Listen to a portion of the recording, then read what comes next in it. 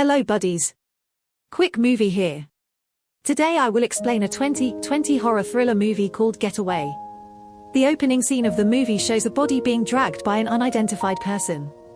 Just then Tamara, a young lady, wakes up in her bed after having a nightmare. Up next, another unidentified person into other people or seen digging a grave.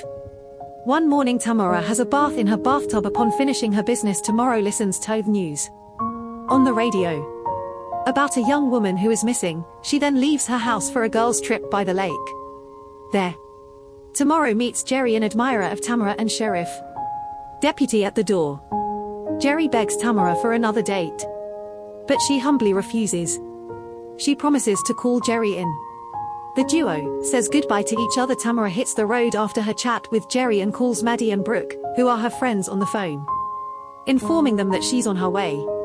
Shortly afterward, Tamara's car runs out of fuel in the middle of the road.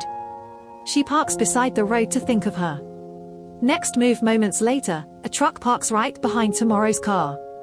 The bearded man, who goes by the name Merv, comes out and asks Tamara what the problem was. Tamara tells him that she ran out of fuel. He tells her that he's willing to help if there's something in it for him. Tamara reconsiders Merv's condition for helping her. After an awkward silence, he acknowledges that he's only joking and goes over to his truck to get a keg of gas. Tamara fakes a call to her friends, telling them her location. Upon putting down the phone, Tamara looks outside her car window and sees Keith, Merv's brother. The brothers ask Tamara where she is headed. After she tells them, they suggest they all go have a party by the lake, but Tamara tells them her friends are waiting for her. Tamara thanks them for the gas and drives away. The brothers followed suit shortly up. Next, Tamara gets to the lake and goes looking for her friends. Just as Tamara arrives, Brooke goes to some boys to get shots of drinks from them. The boys ask Brooke where she would be later in the day, and she tells them that she and her friends will be at the bar in town. The boys promise to show, and she leaves. Meanwhile, a pair of eyes stalk the girls from a distance as they have fun getting ready for the night inside their motel room. Tamara and her friends hear a noise from outside. The trio goes to investigate. They see a man walked by. This prompts them to turn off their lights. Now, scared, they move slowly to the door, only to find out that it is Jerry at the door. Jerry brings Tamara a flower, in the duo have a chat before Jerry leaves. The girls tease Tamara about Jerry a little, while later the girls get in their car and leave for the bar. Arriving at the bar, they order 3 shots of tequila, but the bartender collects no payment in return. Maddie goes to the restroom while her friends dance to a tune in the bar. Tamara leaves shortly to go check on Maddie in the restroom. Maddie sniffs a puff of substance she got from a lady in the restroom and tells Tamara not to tell Brooke. Tamara and Maddie leave afterward. 2 men walked into the bar as the girls enjoy their night. They walk over to the bartender and order 3 vodkas with lime. The bartender tells them that he is out of lime. The unknown man tells the bartender to send the drinks to the girls. As he delivers the drink to the girls, they ask the bartender who their benefactor is. He looked at the bar table, but couldn't see them again. The girls thank him and continued with their fun. While the girls dance, Tamara feels dizzy. She goes outside the bar and lies on a bench. Just then 2 men came over. Later on, Tamara wakes up in the back of a truck. She comes down and goes under the truck. She then hears a male voice asking, "Where is she?" The men, whose faces are now revealed as Merv and Keith with their father, come over to the truck, but couldn't find Tamara in the back. They search for Tamara and find her under the truck. She fights them off and escapes, running into the bush. She is knotted out just as she stops to check her phone. The next scene shows Tamara tied up in a stable. The father of the brothers tells her that the Lord has a plan for her. She threatens they won't get away with what they were doing to her, but they replied by telling her they always do, in that she's not their first victim. Tamara is told by the trio that their family has an obligation for the Lord and it must be fulfilled. Tamara tells them that her family has their obligations too. She adds that she is from the pit of hell. Just then she starts to have a seizure. She throws up on Keith. Afterward, Keith asks us is what Tamara said inside with his brother and father, but they assured him nothing will happen inside the stable. Tamara activates her phone's voice assistant She tells it to call Jerry, but as soon as Jerry picks up her call, the phone battery shuts off. Merv is outside the house fantasizing about what to do to tomorrow the following day. As the apartment's doors are locked, Merv assumes it's Keith that locked the doors. He tells Keith to stop with the prank when he is concentrating on the locked doors. A human figure in white walks by him just then. Keith opens the doors and in tells Merv he didn't lock the doors. Merv tells Keith to go get his truck keys for him. After collecting the keys, Merv goes over to the truck and starts the engine. The female figure in white appears in front of his truck as he starts the engine. Merv goes forward and runs the female figure over. Merv comes out of the truck to investigate but couldn't find anything. He leaves afterward. At the dining table, the trio prays as they are about to eat. Inside his room, their father opens a wooden box and brings out a woman's hair from out of the multiple he keeps inside the box.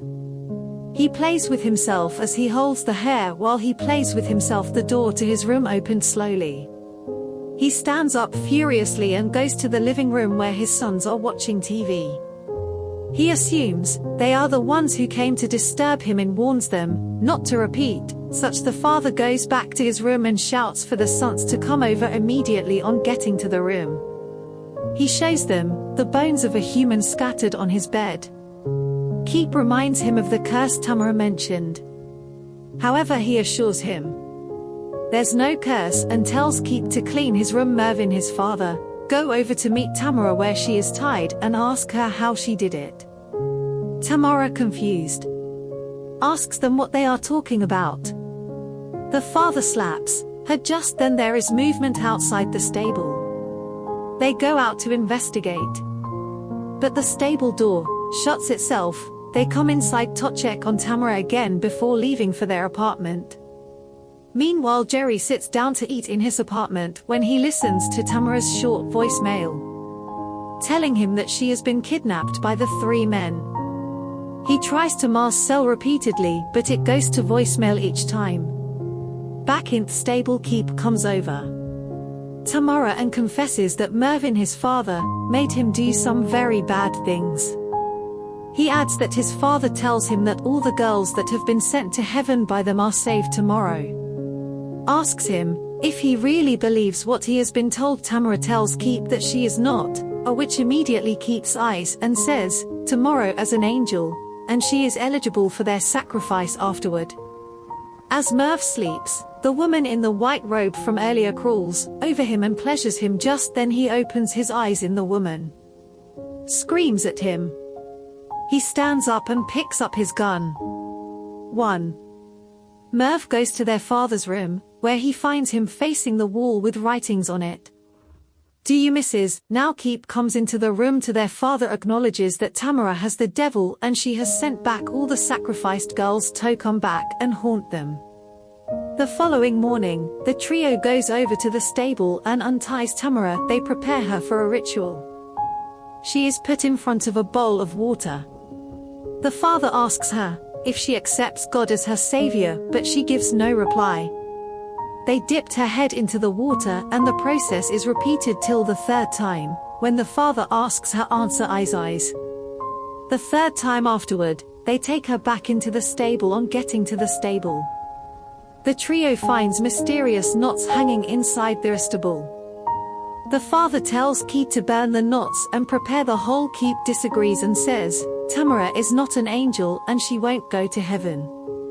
After the sacrifice, Keith's father forces him and he obeys. Afterward, in the next scene, Jerry is seen walking into the bar and asking the bartender some questions about Tamara and the men from the other night. After getting no tangible lead, Jerry leaves back in the vestibule.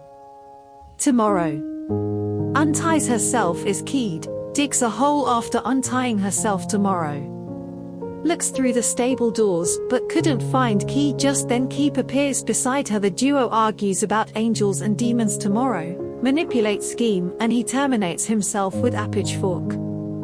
He falls into the hole he has dug. Next, Merv comes out of the house and chases after Tamara as she runs into the woods. Moments later, the father wakes up inside the house and calls his sons. He finds Keep's body in the hole. Just then the father hears, "We in from the woods."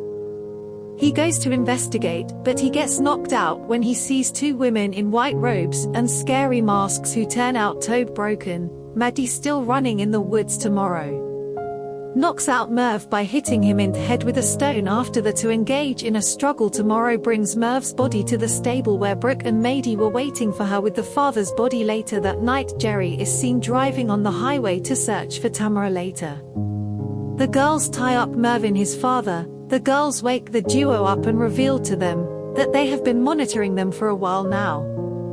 The girls toy with them and tell them they are going to play a game called 16 Angels, which stands for the number of girls they have kidnapped. The girls tell the duo that they have 16 seconds to ante themselves in escape. The father unties himself and leaves his son, but he is shot by the girls. Just then Jerry hears the shot from a distance and he calls for backup. Meanwhile, Merv unties himself and tries to escape, but the girls shoot him. Jerry arrives at the scene and they leave afterward. Sometimes passes. Maddie gets a call from Brooke telling Tamara to check her email. Upon opening her mail, she finds a missing persons poster. Tomorrow smiles at Maddie and says, "Girls trip." The movie comes to an end, leaving us with the idea that the girls are now local vigilantes. Thanks for watching, guys. Subscribe for more videos like this, turn on notifications and leave a like to help the channel out.